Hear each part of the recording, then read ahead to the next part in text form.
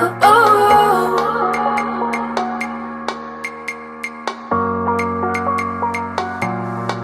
Oh, oh. These feelings, I can't let them go. It's harder for me to explain.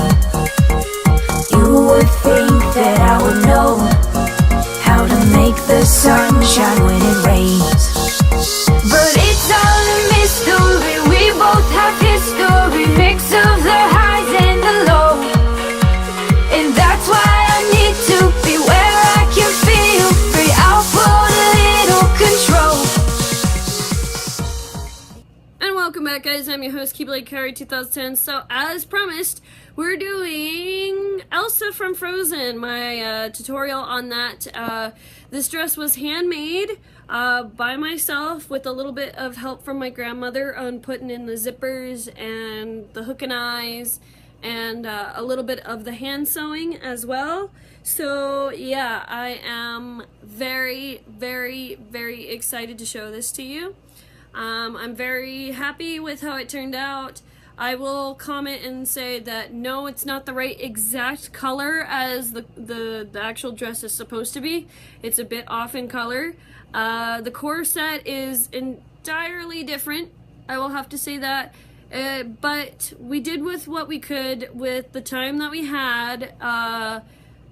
This is going to be my competition piece for this year. It'll be the first time I entered in for craftsmanship. I'm really, really excited to see how this turns out. I'm hoping it ends really, really well because I worked really hard on this dress. And yeah, so without further ado, I know people are gonna say, well, it doesn't look like Elsa's dress, and I know people are gonna say it's not the right color and whatnot. I'm just pointing these out to you right off the bat so that way it's done, it's over with. I will alter it to eventually and make it look more better at least. But for right now, this is all I have. This is what I have done. We have a week, well, basically 5 days away, 6 days away from SodakCon. So yeah, this is just what we have to do this. So alright guys, let's get started right off the bat. So I'm gonna show off some pictures of Elsa and then we're gonna just jump right into it. So bye guys. Alright, first up on the list, of course, as always, as I show off my awesome SodakCon shirt for 2013, is the hair. We gotta put that up and get it out of the way so that way it doesn't get intertwined with the cosplay costume. And yeah, so once that's done, we're gonna move on to the cosplay costume. First up is the skirt. Now I know it's a little wrinkly and whatnot, but I personally made this cosplay costume and I am very happy how it turned out. The little tray behind it turned out fantastic as I try to show it off to you as best I can. The slit turned out fantastic as well. Very, very happy with it. And so yeah, I think it turned out fantastic. I'll move the camera a little bit so you guys can see the tray. But yeah, it took a lot of effort. It was my first piece that I actually sewed, and I was actually pretty happy with how it turned out. I even sewed the slit that you see in the front. My grandmother put the hook and eye and the zipper in because I wasn't capable of doing that. But yeah, I sewed the slit very well and I was pretty impressed with it. It was a little hard because it was U-shaped, so I had to go up and around with it, but other than that, it turned out fantastic and very shiny like I wanted it to be. So yeah, I think it turned out wonderful. Let me know what you guys think of this dress. I worked really hard on it, I really did. So I know it's not the exact color, but we do with what we have. So moving on to the next item. Next up is the regular shirt, and this one is see-through a little bit and whatnot, but we had this fabric and then we had a plain fabric that we just sewed together so that way it wasn't too see-through, and then we stitched the sequences on the top and the wrists. But all this is actual fabric that's been glittered already and whatnot. So we didn't have enough for the back of it, which is okay by me. We only needed the front of it glittered because not a whole lot of people are gonna see the back of me or take a picture of the back of me. But it turned out really, really pretty. I loved the fact that my grandmother had this, and she told me that this would be a good fabric to sew. It was a pain in the butt to sew. It's the worst fabric, in my opinion, I have ever sewn in my life. So yeah, there's that. Moving on to the next item. Next up is the corset. Now this is actually a total of 4 fabrics that we used. We used the blue sheer, or the blue fabric that you see on my skirt is also in the back as well, and we also use this shiny material, which I can't think of the name of it right now, that is behind the blue sequences, so it makes it shine even more because the blue sequences weren't shiny at all. So we use that. We have buttons on it as well. This is where the cape is gonna go, so that way if someone were to step on it or whatnot, it's not gonna get damaged at all. And we also have the same sequences that are on the top of the shirt and of the corner of the shirt. My boyfriend's going to come in and help me actually put this corset on because I need a little bit of help for this one. I love how this corset turned out. I realized a couple days after we did the corset and the skirt itself, looking at a picture, that it was not the right color. I was really bummed out that the fact that it was an entirely different blue, which so turned me away from actually wanting to finish it for a bit. But then we got into it, and you know, it turned out really pretty after I put it on.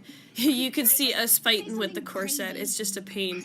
So there is boning in this corset as well, which I will show off to you guys. I will say that was the easy part. We had sleeves that basically we sewed onto the actual bodice, and then we put the the boning in through the casing for the boning, and then we sealed it off. So that way it gave me more room to work with, and that way it didn't poke the hell out of me. Yeah, you'll see that we'll struggle with the corset just a little bit. So yeah, he's going to be my handler the whole entire time to make sure that nobody steps on my my cape and whatnot. We don't want it to rip or anything. So yeah, there is boning throughout. Each seam has a boning piece in it. So you'll see me touch the front of the corset a bit. Everywhere you see a line in the corset, that is where the boning is at for it. So, but yeah, you can see all the pretty sequences that we sewed on that was in the front and whatnot. No, I'm not groping myself, guys. I am actually feeling where the boning is located at in the front. I'm explaining that to my boyfriend, of course, because he thinks I'm feeling myself up. And then I show you exactly where all the boning is at, and it was pretty interesting. It's my first corset ever making. We had a lot of trouble with it and fighting with it, but we finally managed to make it fit and work for us this past week. So there is the corset. So I think it looks fantastic. Moving on to the next item. Next item is the cape. Now I really actually wanted to hand make this cape and whatnot, but same thing with the shirt, but it was just too frustrating. There's the snaps that I'm showing you right now. It was just too frustrating, and there wasn't enough time for us to actually do the glitter and actually do the snowflakes, because I think it would have been more important. Here are the weights on the end. This is what helps it from not being so flowy and whatnot. It actually pulls out when I actually walk, which is kind of nice entirely. But yeah, this is already fabric that's has snowflakes on it. So, and my awesome grandmother actually put a hand thing for me, so when I'm walking around and I'm in close quarters with people and whatnot, I can just loop my cape around my 4 fingers and walk around with it like that. So she thought of me like that. So now my boyfriend is going to snap on the cape itself. So, but yeah, this cape already came pre-done. None of it was actually made. except for the actual sewing of it. We cut it out from the fabric itself because it was a big sheet of fabric, and then we trimmed it up to where we want it. I'm pretty sure this corset is at least, I want to say a foot away from my feet. I'm not 100% sure how far it is away from my feet. It's pretty long. We didn't want to make it too long. We wanted to make it long enough that it would be far enough away from my feet and at the same time close enough to me so I could just pull it around. So, yep, there it is, all snapped in and whatnot. So I'm going to have my boyfriend move the camera around so you guys can see what it looks like. So I'm going to walk with it a bit. And it trays pretty good, I want to say. It looks wonderful, along with the dress trailing out from behind me. So I thought my grandmother and I did a fantastic job. It turned out fantastic, really, really pretty. So yeah, so he's gonna hold it out for me. This is where he comes in to be my handler for my cape. Basically, he's only being my handler for my cape. If I have to go use the restroom and whatnot, he can unpop it off and I can go and use the restroom. Alright, so there is the actual cape itself. You can actually see how far it comes away from my feet. Just a little bit. So yeah, it turned out really, really pretty as I try to find the little loop for my finger. It kind of blends in a little bit, which is kind of cool, so if anybody wanted to take a back shot of me, it blends in a bit. So yeah, there it is with me holding it on the side. So moving on to the next thing.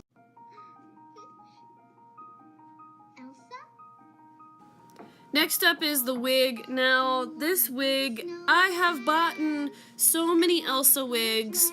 I fought with a bunch of them. Either they were too small for my head, they didn't turn out right, or they just, it was a mess.